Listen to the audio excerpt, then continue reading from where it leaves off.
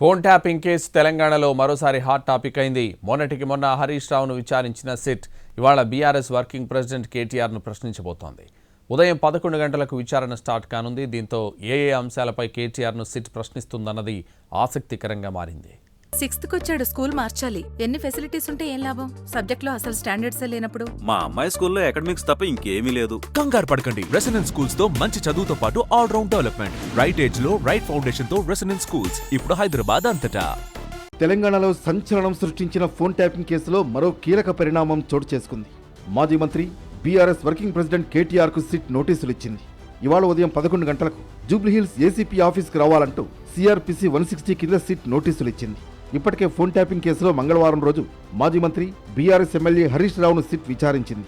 ఇప్పుడు కేటీఆర్ విచారించేందుకు రెడీ అయింది. ఫోన్ ట్యాపింగ్ కేసులో సిట్ నోటీసులపై బీఆర్ఎస్ వర్కింగ్ ప్రెసిడెంట్ కేటీఆర్ స్పందించారు.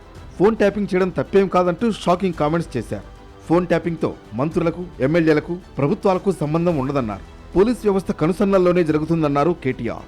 పోలీసులు ఈరోజు కాదు, నిఘా వ్యవస్థ అనేది శాంతి భద్రతల పరిరక్షణ కోసం, అట్లాగే ప్రభుత్వాలని అస్థిరపరిచే కుట్రలు ఎవరైనా చేస్తే దాని నుంచి ప్రభుత్వాలను కాపాడడం కోసం 1952 నుంచి నెహ్రూ గారి టైం నుంచి ఈరోజు మోడీ గారి టైం.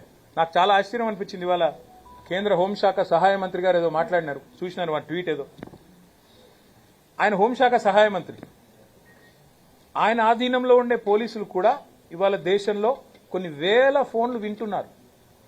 అది ఆయనకు తెలుసో తెలియదో నాకు తెలియదు. అంటే ఇది దేశ భద్రతకు, శాంతి భద్రతల పరిరక్షణకు, ప్రభుత్వాల స్థిరత్వానికి సంబంధించి పోలీసులు రొటీన్గా శాంతి భద్రతలు కాపాడాలి అనుకున్నప్పుడు జరిగే కార్యక్రమం. దానికి మంత్రులకు, ప్రభుత్వంలో ఉండే రాజకీయ నాయకులకు పాత్ర ఉండదు. ఇవాళ రేవంత్ రెడ్డి ప్రభుత్వం మా ఫోన్లు ట్యాప్ చేయడం లేదా, ప్రతిపక్ష నాయకుల ఫోన్లు ఇవాళ రేవంత్ రెడ్డి ట్యాప్ చేయడం లేదని ఒక్క అధికారి కెమెరా ముందుకు వచ్చి చెప్పే ధైర్యం ఉందా? చెప్తారా అఫీషియల్గా?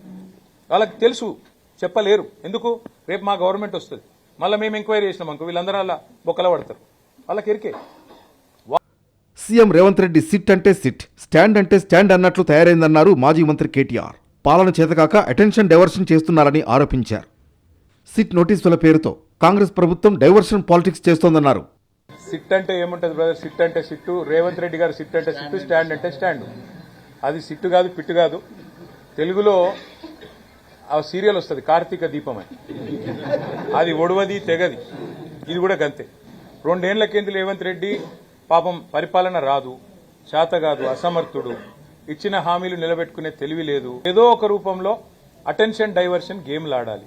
అందులో భాగంగా కొన్ని రోజులు కాళేశ్వరం కుంభకోణం అని కొన్ని రోజులు డ్రామా, తర్వాత ఫోన్ ట్యాపింగ్ అని కొన్ని రోజులు డ్రామా, అట్లాగే కొన్ని రోజులు గొర్రెల స్కామ్ అని డ్రామా, కొన్ని రోజులు ఫార్ములా ఈ అని కొన్ని రోజులు డ్రామా.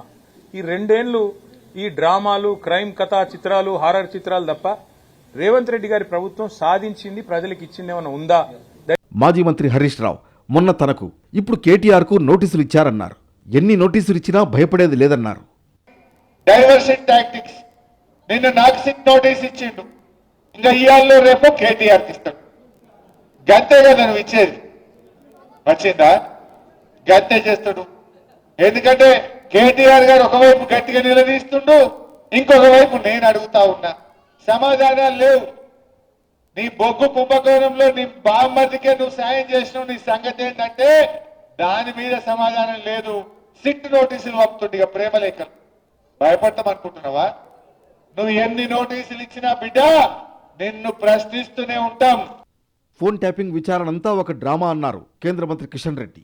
జడ్జిల ఫోన్లు కూడా ట్యాప్ చేశారని హైకోర్టులో అఫిడవిట్ ఇచ్చినా 2 ఏళ్లుగా కేసును సాగదీస్తున్నారన్నారు. ఫోన్ ట్యాపింగ్ అంతా కూడా 2 సంవత్సరాలుగా డ్రామా నడుస్తుంది. 2 సంవత్సరాలుగా మీరు హైకోర్టులో అఫిడవిట్ ఇచ్చారు, జడ్జీలకు సంబంధించినటువంటి ఫోన్లు కూడా ట్యాపింగ్ జరిగిందని. ఇంకా దానిపైన ఇంకా ఎంక్వైరీ లేనిది, దర్యాప్తు లేనిది, గుడ్డేంది, గూసేంది. మరోవైపు ఎర్రవల్లి ఫామ్ హౌస్ లో కేసీఆర్తో కేటీఆర్, హరీష్ రావు సమావేశమయ్యారు. ఫోన్ ట్యాపింగ్ కేసులో సిట్ నోటీసులపై చర్చించారు. మరోవైపు ఇవాళ ఉదయం కేటీఆర్ తెలంగాణ భవన్కు రానున్నారు. అందుబాటులో ఉన్న నేతలతో చర్చిస్తారు. అనంతరం 10 గంటలకు ప్రెస్ మీట్ పెడతారు. 11 గంటలకు సిట్ విచారణకు వెళతారు.